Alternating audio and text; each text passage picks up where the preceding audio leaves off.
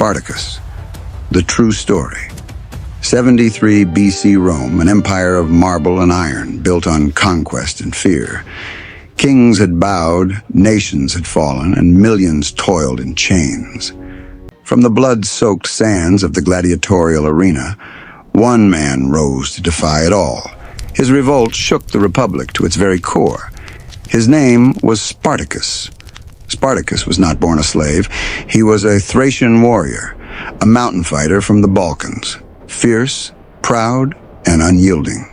Captured after desertion, he was dragged in chains to a Roman slave market and sold to Lentulus Bataeatus, owner of Capua's most notorious gladiator school. Here, men were beaten, drilled, and forged into killers for Rome's amusement. Move!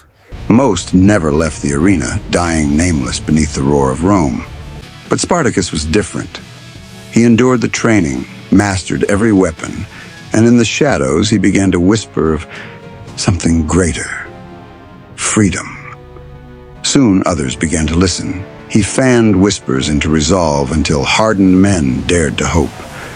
The plan was desperate: raid the kitchens, seize knives, and strike before the guards could react. When word of the plot leaked, Spartacus moved first. With 70 men, he butchered his way out of the school and vanished into the night.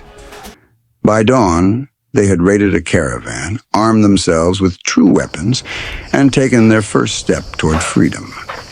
At first, Rome laughed. How dangerous could runaway slaves be?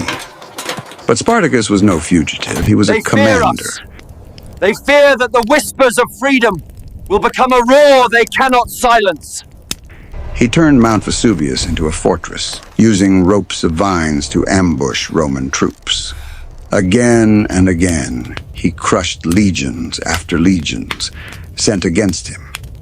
What began with 70 men grew into an army of nearly 100,000. Slaves, farmers, even women and children, all marching under his banner. For 2 years, the Republic bled. A Thracian slave was teaching the world's most powerful empire how to fear.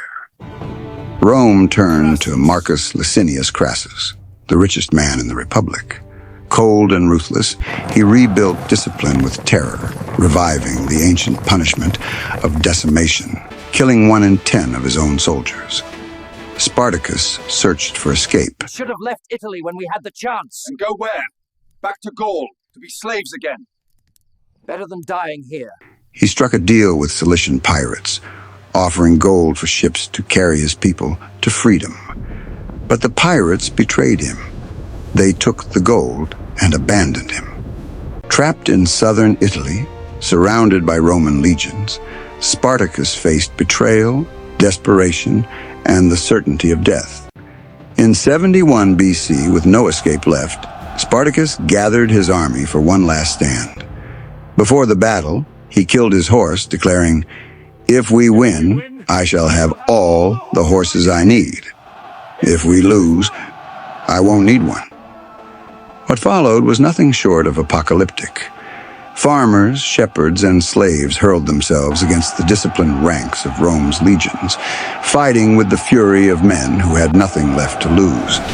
The battlefield became a sea of steel and blood, an army of the oppressed striking terror, even if only for a moment, into the heart of the Republic. When the struggle ended, Rome claimed its victory. 6,000 rebels were crucified along the Appian Way, their bodies stretched out as a warning to all who might defy Roman power.